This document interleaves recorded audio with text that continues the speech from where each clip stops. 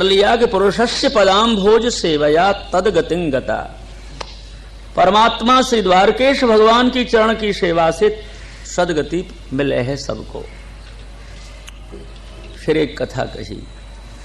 राजन, एक ब्राह्मण है द्वारका में। द्वारका में ब्राह्मण रहते, बड़े तपस्वी भजनानंदी, पर कुछ ऐसे कर्म थे उसके कि जातम पुत्र का जन्म होता और भुवम स्पृष्टा ममार किल भारत, भूमि को स्पर्श करते ही पुत्र लय हो जाता, मर जाता। ब्राह्मण को बड़ा दुख होता कि इतना भजन करता हूं, इतना कर्म करता हूं, कभी मैं असत कर्म की ओर देखता भी नहीं हूं। करने की तो बात दूसरी रही, संकल्प ही मेरे असत कर्म के नहीं बने, फिर भी मुझे कौन से जन्म का ये अपराध है कि स्पर्श बालक का जन्म होता है और स्पर्श भूमि को करे और बालक के प्राण निकल जाए हैं। तो विप्रो गृहीत्वा मृतकम राजद्वार्युपधायशः इदं प्रोवाच बिलपन्नातरो दीन मानसा। वो ब्राह्मण अपने कर्मों को टटोले है तो कोई भी किसी जन्म के दुष्कर्म नहीं दिखाई दे हैं। इतना पवित्र ब्राह्मण था महाराज। तो मन में विचार आते हैं कि मेरे कर्मों से मेरे बालकों का लय नहीं होता है, ये राजाओं के कर्मों से मुझे दुख पाना पड़ रहा है। ले हो सकता है, शास्त्र तो अच्छी सब बात बताते हैं।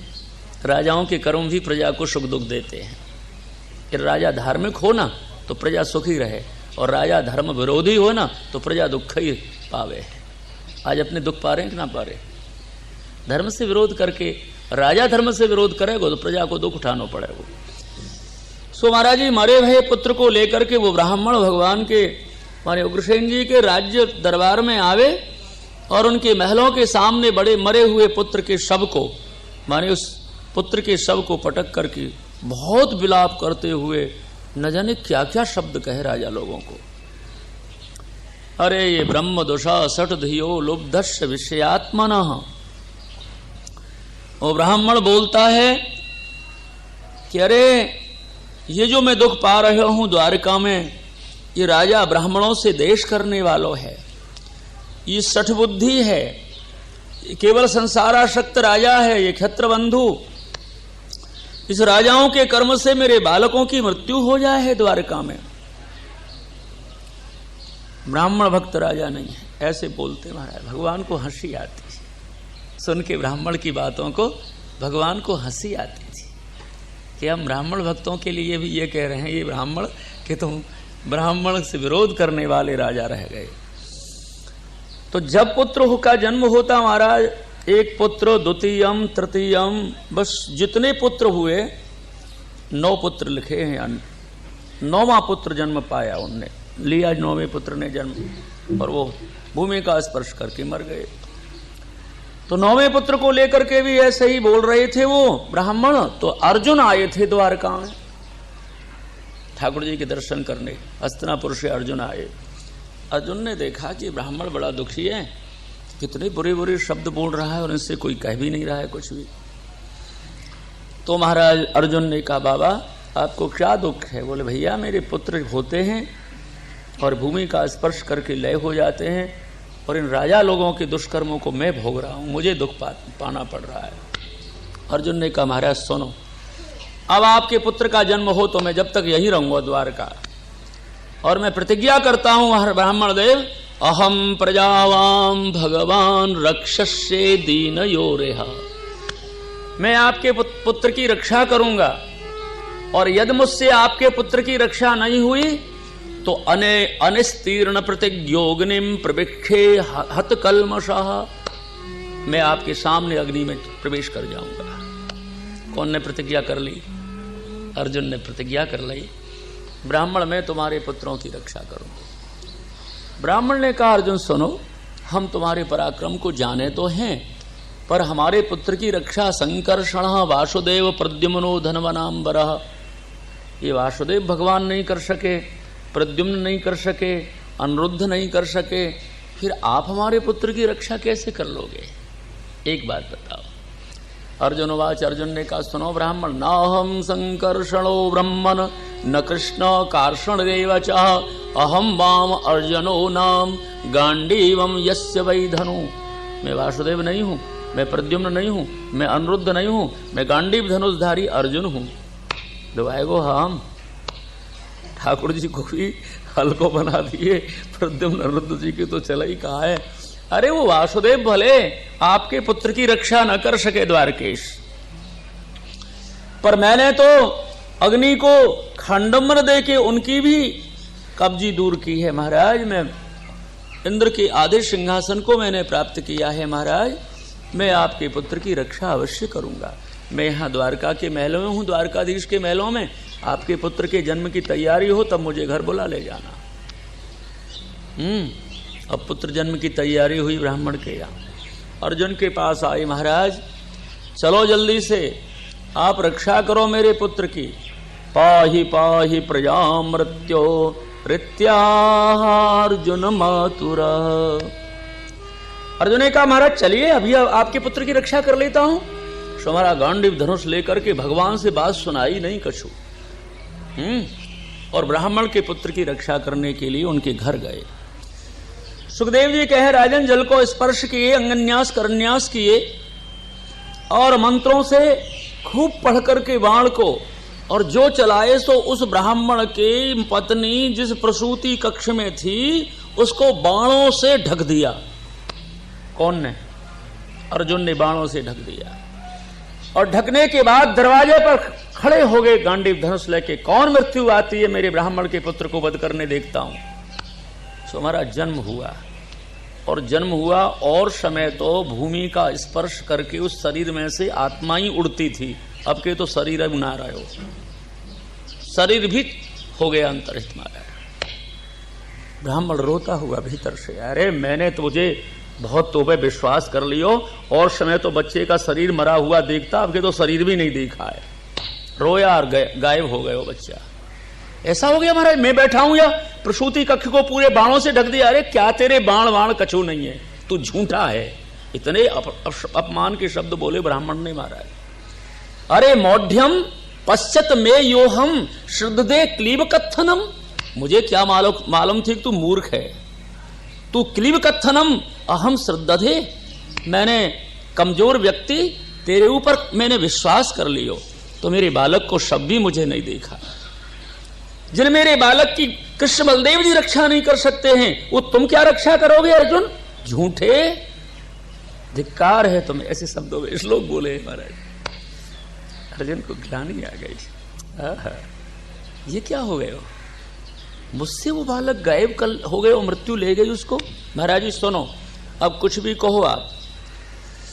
सुखदेव जी कहते हैं अर्जुन ने कहा महाराज जी आप कुछ भी कहो, मैं अपनी आत्मविद्या में स्थित होकर के शीघ्र ही यमपुरी जाता हूं और जहां जिस लोक में मिलेंगे आपके पुत्र वहां से लेके आता हूं।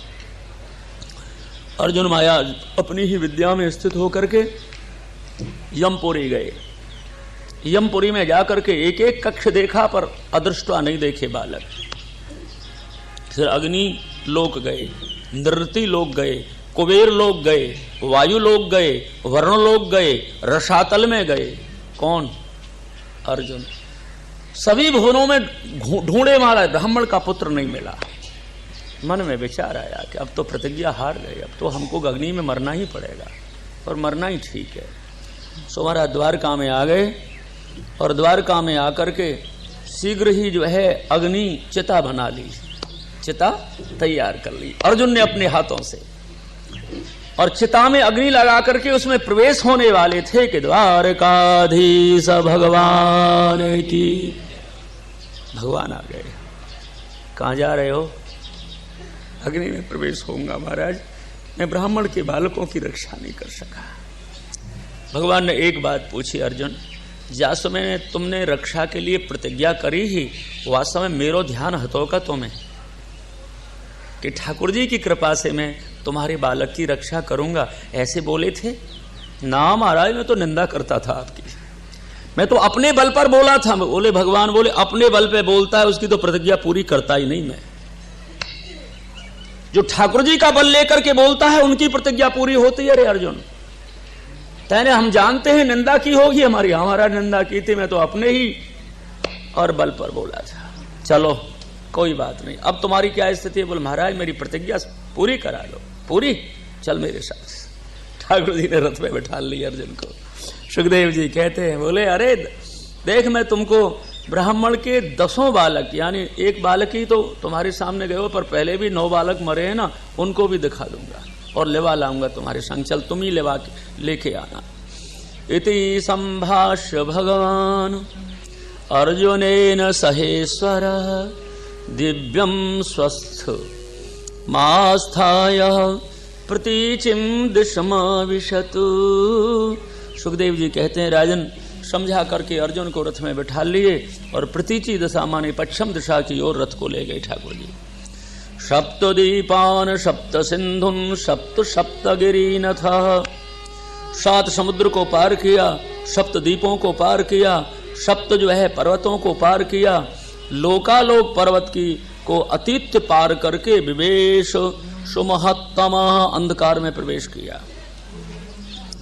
तो अंधकार में जब प्रवेश किया रथ ने, तो सुखदेव जी के सई तत्रास्वा सैव सुग्रीवः मेघ पुष्प बलाह का भगवान के 4 घोड़े हैं रथ में, सेव्य है, और सुग्रीव नाम के घोड़े हैं, मेघ पुष्प और बलाह के 4 घोड़े जो भगवान के रथ के थे, अंधकार में भ्रष्ट गतयः बभूवु भरतर्षभ।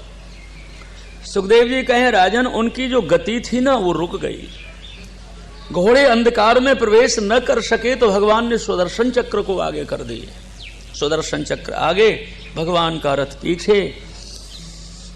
सोई महाराज मनोजवम निर्विशेष सुदर्शन गुणच्युतो राम शरो यथो यथा। बाण जो है राम जी के जैसे और असुरों की सेना में प्रवेश करते थे, उसी प्रकार सुदर्शन जी अंधकार में प्रवेश करने लगे। पीछे पीछे रथ गया, एक बहुत बड़ा सागर मिला और महाराज जल में भी रथ चलने लगा तो उस महासागर के और बीच में एक महाकालपुर नगर मिला। महाकालपुर है उनका नाम, जहाँ बहुमा पुरुष विराज रहे हैं महाराज। महाकालपुर में प्रवेश करके बहुमासुर भगवान के और निज मंदिर में प्रवेश किया श्री राम जी, श्री कृष्ण जी और श्री ये अर्जुन जो है। कैसे भगवान का स्वरूप था, ददर्श तदभोग सुखासनम विभुम महान भावम पुरुषोत्तमोत्तमम, जो सभी पुरुषोत्तम में उत्तम है, शेष सैया पर विराजमान है, पुरुषोत्तम भगवान है, घनश्याम है, पीताम्बरधारी हैं, किरीट कुंडलों से जिनकी सुंदर सुशोभित है, 8 जिनके भुजा हैं, श्रीवत्स पर कौस्तव मणि है, सुनंद नंद पार्षद जिनकी पूजा कर रहे हैं, मूर्त मध्वी चक्र आदि जो है आयुध से सेव्यमान परमेश्वर को बस श्री कृष्ण जी और अर्जुन जी ने देखा और ठाकुर जी ने उनको नमस्कार किया। किसी सुंदर कथा है ना, वो महापुरुष जो विराज रहे महाकालपुर में, उनको भगवान और अर्जुन दोनों नमस्कार किए। शेषशाही भगवान कहते हैं, अरे सुनो ठाकुर जी, कृष्ण जी और अर्जुन, इन ब्राह्मण के पुत्रों को मैंने ही बुलाया है अपने पास। मया नीता, क्यों बुलाया है? इसलिए कि आपको मुझे अपने पास बुलाना था। भगवान कहते हैं, भगवान से भगवान कहते हो, ये महापुरुष भी भगवान है और श्री कृष्ण भी भगवान है, भगवान से भगवान कहते हैं। अरे भैया सुनो कृष्ण जी, आप और अर्जुन भूमि के भार हल्को करने के लिए हमसे ही तो प्रकट जन्म लेके गए हैं। अब भूभार दूर हो गयो, अब शीघ्र में समीपम आगच्छतम, शीघ्र मेरे समीप आ जाओ और अपनी इस शेष सैया को स्वीकार करो। देखो, एक स्वरूप से तो बहुमा पुरुष बन के बैठे और दूसरे स्वरूप से द्वारकाधीश भगवान की गद्दी फाली थोड़ी होगी भगवान की, या भूभार हल्को करने वसुदेव नंदन बन के आते हैं तो एक स्वरूप से वहां बैठते हैं और एक स्वरूप से यहाँ अवतार लेते हैं, कृष्ण बन के आते हैं। सुखदेव जी कहें, राजन शीघ्र ही भाई, और वो 10 पुत्र दे दिए प्रभु को, 10 बालकों ब्राह्मणों को लेकर के अर्जुन को वैष्णव धाम दिखा दिया कि देखो ये हमारे रहने की जगह है, देख लिया आपने, चलो द्वारका चलें। सो द्वारका आ गए, जा दिया ब्राह्मण को ये पुत्र जो है। सो 10 बालकों को लेकर के अर्जुन ने ब्राह्मण को दिया। ब्राह्मण बहुत प्रशंसा करने लगा। अर्जुन ने कहा, भैया मेरी प्रशंसा, मेरे बस की तो एक बच्चा है बचावे की नहीं, ये सब जो कछु है ना वो कृष्ण को खेल है। कौन को खेल है?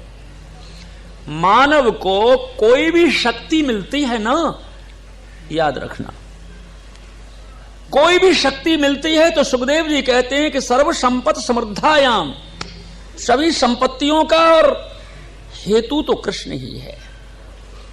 जिनके ऊपर प्रसन्न होते हैं श्री कृष्ण, उनको ये सब देते हैं। अर्जुन को निमित्त बनाकर कि कार्य तो आपने यत किंचित पौरुषम पुंसाम। कितनी बढ़िया बात है, क्या बढ़िया श्लोक है प्रभु जी। सुखदेव जी कहते हैं अरे परीक्षित, यत किंचित पौरुषम पुंसाम मैंने कृष्णानुकंपितम।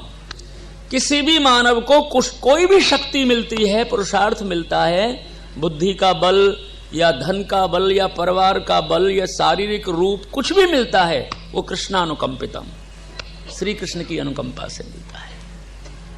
जीव की कोई सामर्थ्य नहीं है इतना बड़ा ईश्वर या इतनी बड़ी कीर्ति या इतना बड़ा यश या ये सब कुछ पाले, नहीं, ठाकुर जी की कृपा से मिलता है, हमारे इष्ट देव की कृपा से मिलता है। यत किंचित पौरुषम पुंसाम, अभिमान तो कभी करना ही नहीं चाहिए। कैसी बढ़िया बात। भगवान कहते सर्वस्य चाहम हृदय सन्नविष्टो और मत्तस्मृतिर ज्ञानम अपोहनंच।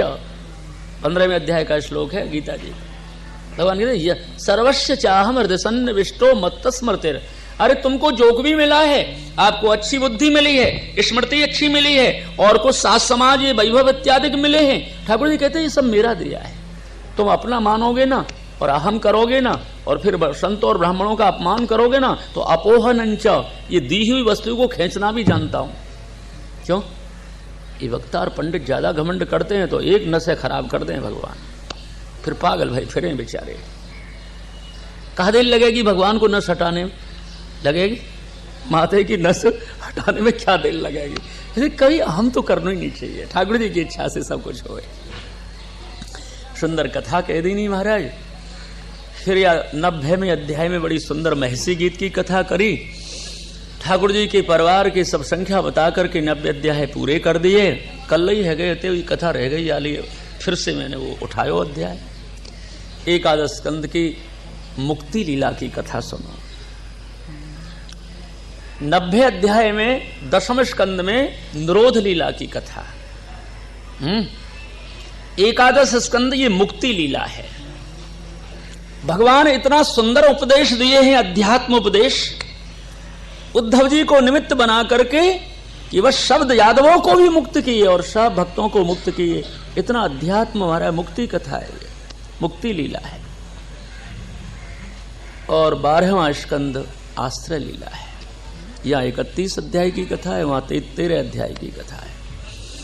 आश्रय लीला 12वां स्कंद, अवलंब लीला 12वां स्कंद और मुक्ति लीला ये 11वां स्कंद। एक याद रखियो 10वें स्कंद में 90 अध्याय हैं।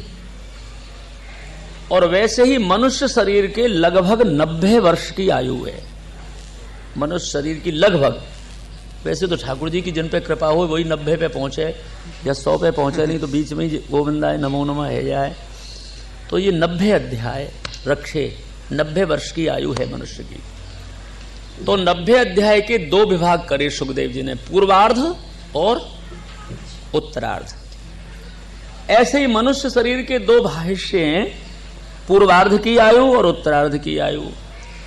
तो सुखदेव जी ने ये 10वें स्कंद के 90 अध्याय में 49 अध्याय में पूर्वार्ध रखो और 41 अध्याय में उत्तरार्ध रखो। तो 49 अध्याय तक की जब तक लीला कही सुखदेव जी ने, तब तक जरासंध नहीं आयो। देखो कंस से तो बहुत दिन से युद्ध चल गए हो ठाकुर जी को। कंस के जो भी भेजे हुए राक्षस उनको लय करने लगे, और कंस और जरासंध को तो संबंध है ही। तो जरासंध मथुरा में 49 अध्याय तक कंस की बहुत लय होते रहे सब लोग, परिवार कंस का, पर जरासंध कंस की सहयोग देने नहीं आयो। क्यों? जरासंध तो 50वें ही अध्याय में आएगो। ऐसी बात है, 49 अध्याय तक मनुष्य जीवन में वृद्धावस्था नहीं आवे। जब 50वां वर्ष बैठे तब वृद्धावस्था को आक्रमण हुए है। जरासंध कौन है? वृद्धावस्था को प्रतीक। सुखदेव जी महाराज बड़ी सुंदर प्रणाली से कथा करे क्रम से कि 50वें अध्याय में जरासंध 17 बार हरायो भगवान ने, 18वीं बार जरासंध काली यवन को लेके आयो। तो भगवान मथुरा छोड़ करके द्वारकावासी बने। बस यही बात है। 50वां वर्ष बीते, 50वां वर्ष लगे कि मनुष्य को सोच लेना चाहिए कि अब वृद्धावस्था चल गई, उत्तरार्ध की आयु चल गई, अब हमारे लिए द्वारकाधीश भगवान से संबंध जोड़ लेनो है, ज्यादा से ज्यादा भगवान को चिंतन करनो है। ये सब क्रम हमको 90 अध्याय में सुखदेव जी बता दिए। एकादश के पहले ही श्लोक में बोले, कृत्वा दैत्य बधम कृष्ण सरामो यदभिवृत भोवतारयत भारम जविष्टम जनयन कलिम। ठाकुर जी ने विचार कियो कि अपने और तो भूमि को भार हल्को हो गयो, पर हमारो जो यादव कुल है ये वो एक भार है। देखो हमारे ठाकुर जी क्या सोचते हैं, यादव कुल है ये भी एक भार है और ये हमारी भुजाओं से रक्षित है, यानी और के द्वारा इसको लय नहीं होएगा, विनाश नहीं होगा ये कुल, इसलिए हम इनको अपने सामने ही लय करावें, ऐसा ठाकुर जी का संकल्प बना। बस द्वारकेश भगवान का जो संकल्प है वही सच्चा है, जीव का संकल्प थोड़ी सच्चा है महाराज। सुखदेव जी कहें, राजन नित्य प्रति और ये भारतवर्ष के ऋषि मुनि द्वारकाधीश भगवान के दर्शन करने द्वारका आते थे, तो सभी के लिए द्वारकाधीश भगवान बोले, देखो ऋषि मुनियों, आप हे महात्माओं अपने आश्रम से आते हो द्वारका और फिर द्वारका दर्शन करके आश्रम पे जाते हो, आपको बहुत परिश्रम पड़ता है, तो मेरी इच्छा ऐसी है कि जब तक मैं द्वारका में लीला करूं तब तक सब अपने अपने आश्रमों को छोड़ो और मेरे ही द्वारका में रहो सब। कौन से बोले? ऋषि मुनियों से भगवान बोले। सुखदेव जी कहें, राजन ऋषि मुनियों ने कहा, नाथ ये तो बहुत अच्छी बात कही आपने। सो सब ऋषि मुनि और जितने भी भारतवर्ष के थे अपने अपने आश्रमों को छोड़ करके पिंडारक क्षेत्र में रहने लगे। गए पिंडारक? गिरधर जी आप तो हो आए, पश्चिम यात्रा कर आए, पिंडारक द्वारका के पास है, बहुत बड़ा तीर्थ है ये पिंडारक, अभी भी समुद्र तट पर है महाराज। ऋषि मुनियों के हवन कुंड बने हुए हैं, आश्रम बने हुए हैं, वल्लभाचार्य जी की बैठक भी है पिंडारक क्षेत्र में, वहां सब आए हैं ये सब ऋषि मुनि। ऋषि मुनि आ गए महाराज वहां और आकर के भजन करने लगे। एक बार ऐसा हुआ कि भगवान के पुत्र शाम्ब कुछ बालकों को लेकर के ऋषि मुनियों की परीक्षा करने के लिए पिंडारक क्षेत्र की तरफ चले। पिंडारक क्षेत्र की तरफ चले ना, तो सब ऋषि मुनि उनको देखा। ऋषि मुनि महाराज कौन कौन है उनके नाम भी बता दिए। विश्वामित्रो शतः कण्वो दुर्वासा भृगुरंगरा कश्यपो वामदेवो त्रिवशिष्ठो नारदादय, ये ऋषि मुनि हैं। विश्वामित्र जी हैं, अशित जी हैं, कण्व ऋषि हैं, दुर्वासा हैं, भृगु जी हैं, अंगरा जी हैं, कश्यप है, वामदेव, अत्रि, वशिष्ठ, नारदादिक, ये ऋषि मुनि है महाराज। तो एक बार शाम्ब जो है और भी यदु बालक माने ठाकुर जी के बालक ये मन में विचार करते हैं कि अपने इन ब्राह्मणों की परीक्षा करो, है ना। सबने कहा कैसे करोगे परीक्षा? सामने कहा मुझे आप बहू बनाओ, बहू जी बना दो, और तुम लोग जाके इन ऋषि मुनियों से पूछो कि ये हमारी बहू जी है, ये अभी पुत्र को जन्म देगी, तो हमको ये बताओ कि इसके पुत्र होगा कि पुत्री होगी, ऐसे पूछो इनसे। लो भाई ये भी कोई बात है का? पर क्या भगवान को खेल है। सुखदेव जी कहते हैं, राजन बस महाराज शाम्ब को स्त्री वेशई शाम्ब इत्ते वेशयत्वा स्त्री वेशई शाम्बम जाम्बवती सुतम एषा पृच्छति वो विप्रा अंतर्वत्न सितेक्षणा। हे ब्राह्मणों, हमारी बहू जी हैं, ये स्वयं पूछने में लज्जित हो रही हैं, हमसे पूछवा रही हैं। ब्राह्मणों ने कहा बहुत अच्छी बहू जी है, शाम्ब को बहू जी बना दिया। ब्राह्मणों ने इशारा किया, हे बालकों क्या पूछवा रही हैं आपसे? महाराज अंतर्वतना सतेक्षणा, गर्भवती है, ये प्रसूति का समय आने वाला है, ये पूछवा रही हैं। पृष्ठुम विलज्जति साक्षात, स्वयं पूछने में लज्जा करती हैं, इसलिए हमसे पूछवा रही हैं। प्रशोष्यंती पुत्र कामा, ये पुत्र की कामना वाली हैं। तो ये बता दिए किंसुत समजनीयस्यति, इनके पुत्र होगा कि पुत्री होगी? पूछा। ब्राह्मणों ने कहा मुझे हमको तो ऐसा लगता है कि न पुत्र होगा न पुत्री होगी, एक मूसल होगा और लोहे का मूसल होगा इसके, और वो मूसल से ही तुम्हारे यादव कुल का विनाश होगा। कौन ने कह दिया? ऋषि मुनियों ने। इसलिए ऋषि मुनियों को छेड़छाड़ ज्यादा नहीं करनी चाहिए। राजा योगी अग्नि जल इनकी टेढ़ी रीत, और बचते रहियो परशुराम ये थोड़ी राखे प्रीत। एक ब्रजवासी कहावत है। ऋषि मुनियों को तो केवल प्रणाम करे, ज्यादा छेड़छाड़ी नहीं करे। काकभूषण जी को श्राप ऋषि नहीं तो दिया था। राम जी की बाल लीलाएं बहुत पूछे, वो निर्गुण बात कह रही और ये बाल लीलाएं, अरे तू क्या काक की तरह कौको करता है, कौआ हो जा, बना दिया था ना। इसलिए बड़ी विचित्र खेल है, ज्यादा नहीं करे, दंडवत कर दे। सुखदेव जी महाराज के सवरे बालक घबरा गए और घबरा करके एकांत में आए तो सांब के गर्भ में उदर पर जो बांधा था ना, बांधा होगा कुछ कपड़े बपड़े का कुछ भी, वही मूसल हो गया। क्या हो गया? मूसल। और मूसल हो गया तो सबरे चिंता में पड़ गए कि भैया अब हम क्या करें। किम कृतम मंद भाग्यैनः किम वदस्यन्ति नो जना इति बिह्वलिता गेहान नादाय मुसलम ययुः। अरे मंदभागी, हम लोगों ने क्या कर दियो। हमारे प्रभु, हमारे परमात्मा द्वारकेश तो इन लोगों का पूजन करे हैं और हमने तो इनकी परीक्षा कर ली। अब ये मूसल को क्या करें। एक बोला भैया छिपाओ मती ना बात, क्योंकि इससे इस मूसल से यादव कुल का विनाश होगा। चलो उस सुधर्मा सभा में उग्रसेन जी को निवेदन कर दो, इसको ऐसी स्थिति हो गई है हमारी। तो आके सुधर्मा सभा में उग्रसेन जी जो राजा थे ना द्वारका के, उनको निवेदन कर दिया सभी बालकों ने। अब देखो कैसी लीला है। उग्रसेन जी ने भगवान से कुछ परामर्श नहीं किया। श्लोक में है ही ना है, जब कहां से बताओ।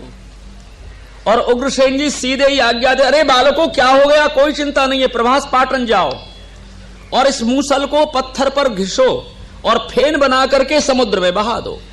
ठाकुर जी से कुछ भी नहीं कही, अपने आप ही उग्रसेन ने अपनी बुद्धि से आज्ञा दे दी महाराज। प्रभास पाटन उसको लेकर के आए और आकर के जो है समुद्र में कि किनारे पत्थर पर मूसल को घिस के समुद्र सलले प्राश्य लोहम चाश्यावशेषतम, एक फेन बना, वो घिसा फेन बना, फेन बहा दिया समुद्र में कि जब मूसल रहेगा ही नहीं तो हमारे कुल का नाश कहां से होगा। अब घिसते घिसते घिसते घिसते थोड़ी सी कील रह गई जो उंगली में नहीं आ रही, उस कील को फेंक दिया समुद्र में। एक मछली निकल गई। मछली को जरा नाम के व्याध ने पकड़ ली और मछलियों के साथ। इसी मछली के गर्भ को चीरा तो कील निकाल ली और अपने बाण में लगा ली। कौन ने? जरा नाम के व्याध ने। भगवान ज्ञात सर्वार्थ, भगवान को मालूम तो पड़ गई कि ऐसे ऐसे हुआ है। और नाना जी ने मूसल को घिसवा करके फेन बहा करके बना करके बहा दिया है समुद्र में। परंतु वो तो भगवान काल रूप भी हैं और अंतर्यामी रूप भी हैं, और जो कुछ भी ये ब्राह्मणों को माध्यम बना करके श्राप लगाया है वो ठाकुर जी ने ही तो लगाया हुआ है, भगवत इच्छा से ही बना है। इसलिए भगवान ज्ञात सर्वार्थ ईश्वरोपि तदन्यथा कर्तुम नैच्छित विप्रशापम काल रूपन ममोदितः। काल रूपी भगवान ने श्राप का अनुमोदन किया पर श्राप को हटाया नहीं, हटायो नहीं वाको। सुनो, अब एक बड़ी मीठी बात बताऊंगा आपको। जो लोहे के मूसल को फेन बना करके समुद्र में बहायो, वो लहरनते किनारे पे आ गयो और वह फेन से एरका नाम की घास हो गई। क्या हो गई? घास। घास लोहे ते होए का? लोहे ते घास होती देखिए आपने कभी? यहां लिखा है एरका नाम की घास लोहे से हो गई। लोहे का जो फेन था ना, उस फेन में से घास आ गई महाराज, फेन की ही घास बन गई, हो गई आई लंबी लंबी एरका नाम की घास। ठाकुर जी जो है ना श्री कृष्ण जी, ये कर्तु और कर्तु अन्यथा कर्तु सर्व सामर्थ्य युक्त है। आप और हम बुद्धि से जिस कार्य को सोच नहीं सकते वाको भगवान कर दे। क्यों? अपनी बुद्धि नहीं चलेगी। एक बार बरसाने से टीको आयो, कल भैया बोले रात्रि को शास्त्री जी राधा कृष्ण की लीला और सुना देना, तो संगति आ गई। आलिया कह रहे हूं भगवान सर्व सामर्थ्य युक्त है। भगवान चाहे तो बुद्धि से मानव सोच भी ना सके, वो लीला कर दे, वो कार्य कर दे। अब देखो कहां बुद्धि सोचेगी। एक बार वर्षा आने से वृषभान जी ने ठाकुर जी की सगाई भेजी। क्या भेजी? सगाई भेजी। तो वर्षा आने से राजा थे महाराज वृषभान जी, इतने श्रृंगार मोतियों के भेजे, पक्के मोतियों के, और इतने आभूषण भेजे महाराज, जवाहरात के वस्त्र भी भेजे ठाकुर जी को। सगाई भेजी, वर्षाने से सगाई आई। नंद बाबा ने कही देखो कोई निश्चित नाय है, तो फिर भी हमने कही अभी ठहर जाओ, हमारो बालक अभी श्री कृष्ण बच्चा है, बालक है, और भेज दी नहीं सगाई। ला भाई देखो तो सगाई वृषभान जी ने कहा सगाई में भेजो है, तो सबको बुला करके नंदगाम के ब्रजवासियों को सगाई को सामान दिखायो नंद जी ने, और जो मालाएं और जो आभूषण और जो वस्त्र वेश कीमती। नंद जी बोले यशोदा जी से, मेहर देखो अभी हमारो विचार ना है ब्याह करवे को। क्यों? बोले तुम विचार तो करो, उनने हमारे लाला को पहरावनी भेजी है और ऐसी ऐसी मालाएं और ऐसे आभूषण भेजे हैं। अब हम जब गोद भरेंगे तो इन आभूषण से 2-4 आभूषण तो राधा जी को ज्यादा जाने चाहिए, तभी तो बेटा बारे को ऊंचो होएगो। और अपने यहाँ तो ऐसे आज ही देखी है कैसी कैसी मोतीन की माला और कैसे कैसे आभूषण भेजे हैं। तो ऐसो करें अपने, अब अपने बस अपने आप और हम ही समझें। यशोदा जी से नंद बाबा बोले आप और हम ही समझें, अपने ऐसी टालो कि अभी हमारो बालक कृष्ण बच्चा है, या सो संबंध ना लेनो, अपने वापिस करो या सामान है। यशोदा जी नंद जी निश्चय कियो, ठाकुर जी ने विचार कियो, मुश्किल ते तो सगाई आई है। हुआ हुए बाबा और मैया वापिस कर रहे। बोलो हमारे बाबा को खूब है, कौन समझावे बाबा है। कहीं कन्हैया बोले कि ये तो समझाऊंगो तो समझेंगे ना, मेरी बात है, तर्क करेंगे और तरह से समझाऊंगो। गुरुजी ने क्या समझाए जरा सुनो तो सही। सब सो गए, निश्चित हो गए कि पेटियां जितनी भी श्रृंगार की हैं वर्षा ने वापिस भेजनी है, काऊ ना रखनी ना है, अभी सगाई लेनी ना है। अच्छी तरह रख दो, इनमें तारों लगा लगा करके, कोई माला इधर उधर नहीं हो जाए, आभूषण इधर उधर नहीं हो जाए, नहीं तो कम जाएगा तो न जाने क्या कहेंगे वृषभान जी। भगवान विचार करे तो आज कितनों तारों मोटे मोटे लगा दो, तब गायब करूंगा या मैं तो। सुनो बड़े बड़े तारे लगा दिए पेटीन में। ठाकुर जी उठे रात्रि को, स्पर्श करते क्या है, स्पर्श भी नहीं करेंगे फिर भी तारे खुल जाएंगे। क्यों? वहां कंस के कारागृह के तारे नहीं खुल गए थे क्या? प्रादुर्भूत होते ही तारे खुल गए महाराज, पहरेदार सो गए। ये तो वो परमात्मा है जो सानिध्य मात्र से तालों को खोल देते हैं। अहंता और ममता के बंधन भी छूट जाए, यहाँ प्रादुर्भाव ठाकुर जी को हो जाए, हथकड़ी बेड़ी भी खुल जाए। ठाकुर जी गए पेटीन के पास, खोले ढक्कन और निकाली 2 माला मोतीन की, और चले गए महाराज आप नंदगाम के बाहर। और सरोवर हो, एक सरोवर, वह सरोवर में सवरी माला तोड़ तार करके मोती फेंक दिए। सवेरो भयो, आज सोए अपने सैया मंदिर में, सवेरो भयो। नंद जी बोले मेहर या पेटी को तारों कछु खुलौसो रह गयो, रात्रि को आपने ना लगायो। अजी लगायो तो हतो, ये तो कछु देखो या खोल के नहीं आई तो गायब है गो कछु। सो गिनी माला, सो 2 माला की कमी। चिंता हो गई, अब सगाई वापस कैसे होगी। जो भेजो है सामान कम से कम वो तो जानो चाहिए वापस। अब 2 माला कहाँ गई, 2 माला कहाँ थे लामे, ऐसे मोती तो हमारे यहाँ है ही ना है जो वृषभान जी ने सगाई में भेजे। पूछी सबसे, भाई तुमको मालूम, लाला को पूछी, कन्हैया जल्दी बता दो कन्हैया कहाँ गई 2 माला। बोले काऊ ते मत पूछो, मोई ते पूछो, बता तुम ही बताओ। अरे बाबा 2 माला मैंने लगी है। कहाँ है वे? सरोवर में फेंक आयो।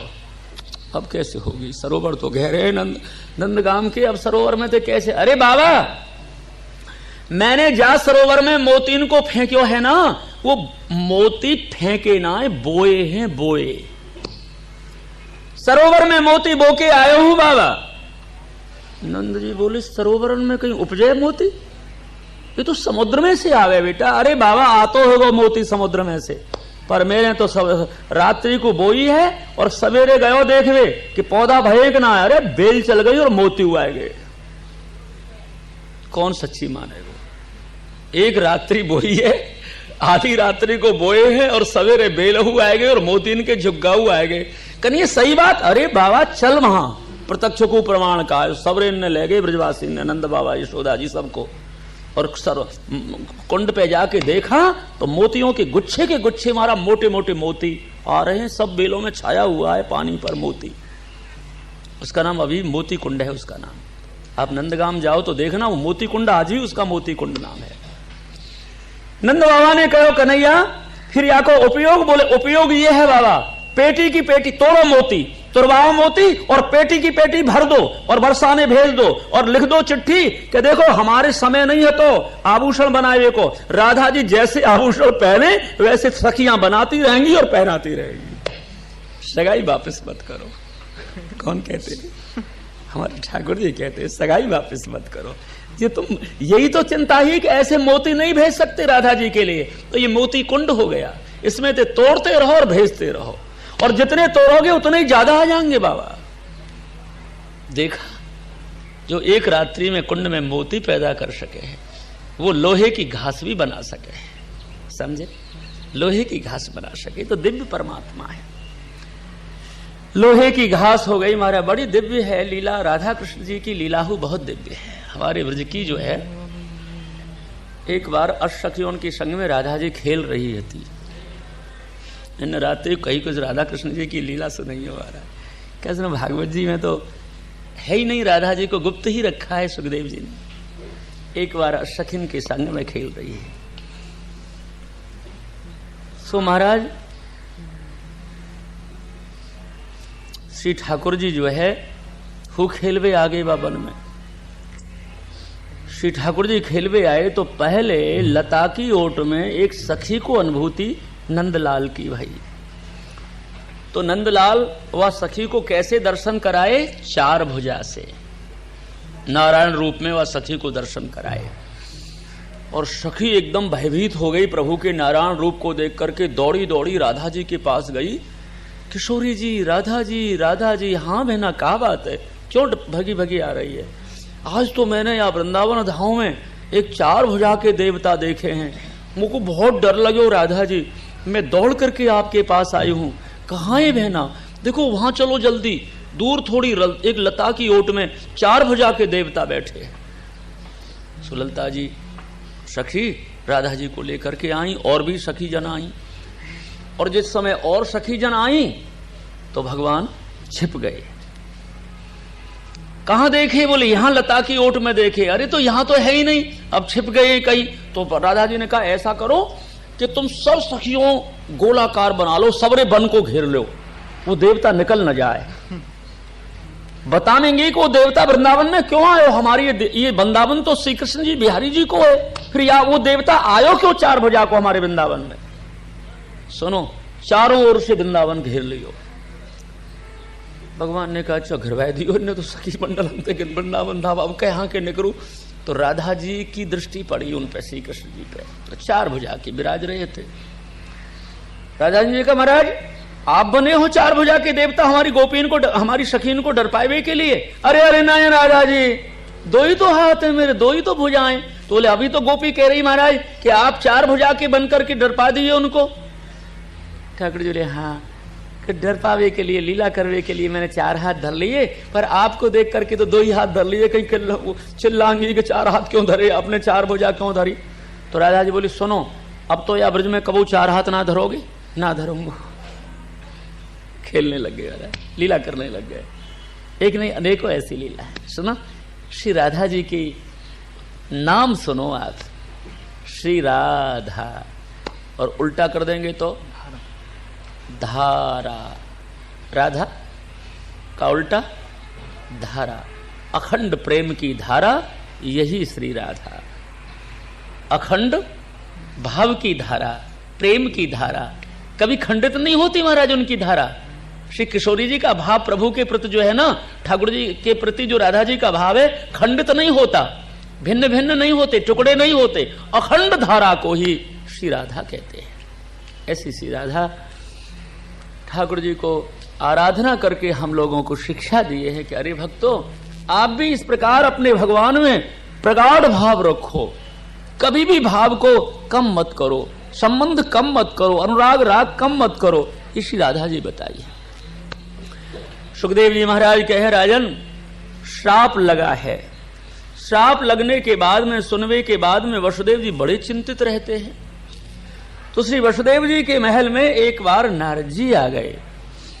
श्री नारद जी महाराज को देख करके वसुदेव जी ने प्रणाम किया और नारद जी से वसुदेव जी ने एक बात पूछी, भगवान भवतो यात्रा स्वस्तये सर्वदेहिनाम कृपणानाम यथा पित्रो उत्तम श्लोक वर्तमानाम। हे प्रभु नारद जी, आप जैसे पुत्रों के प्रिय करने को पिता डोल आते हैं, पुत्रों को आनंद सानिध्य देने, उसी प्रकार नारद जी आप हमारे पिता जैसे हो।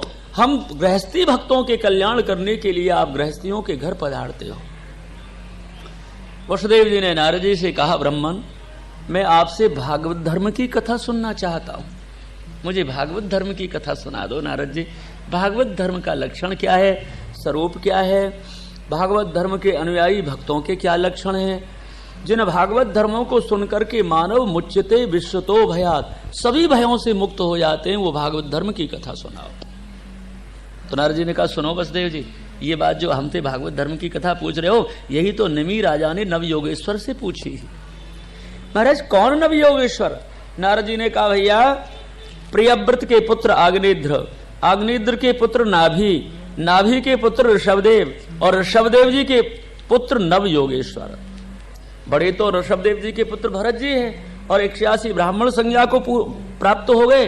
और कवि हरि अंतरिक्ष प्रबुद्ध पिप्पलायन आविर होत्रोथ दुमला चमशा कर भाजन, ये 9 जो पुत्र है ये ऋषभदेव जी के पुत्र है। कवि हरि अंतरिक्ष प्रबुद्ध पिप्पलायन आविर हो तो दुमला चमशा कर भाजन, ये 9 योगेश्वर एक बार घूमते हुए जनकपुर में विदेह राजा के पास आ गए।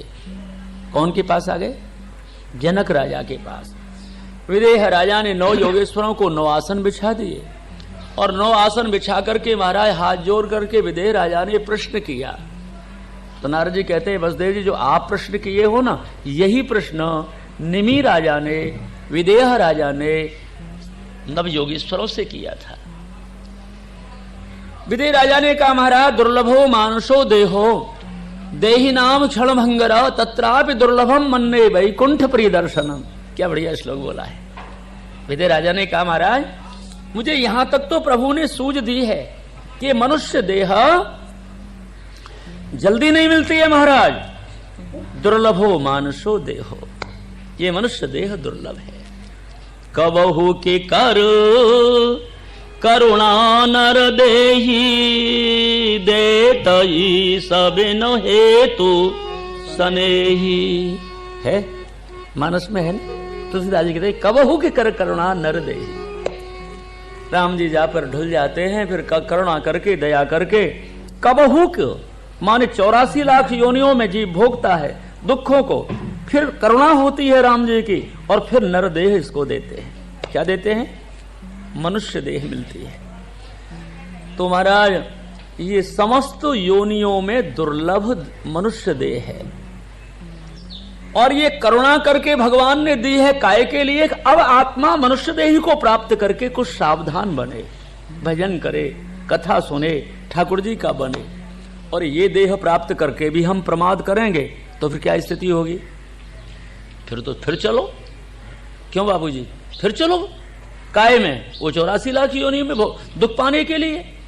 इसलिए मनुष्य देही ये साधन धाम है महाराज, तप करने के लिए है, कथा सुनने के लिए है, सत्कर्म करने के लिए है, और मोक्ष का द्वार तो है ही साधन धाम मोक्ष कर द्वारा।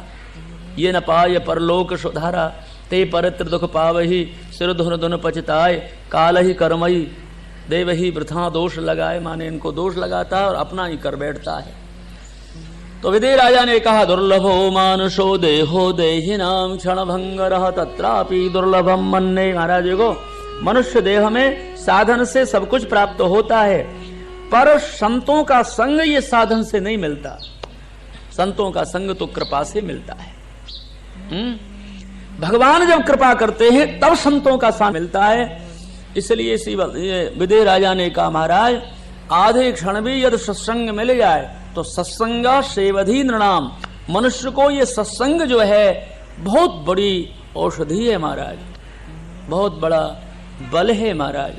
निधि के समान निध लाभवत ये सत्संग साधु का आधा क्षण भी मिल जाए तो बहुत बड़ा आनंद देता है, वासनाओं से बचा देता है, पापों से मुक्त कर देता है। साधु का आधे क्षण का भी संग, क्षण भर का संग। एक जगह लिखी हुई थी रास्ता में, एक क्षण जिए।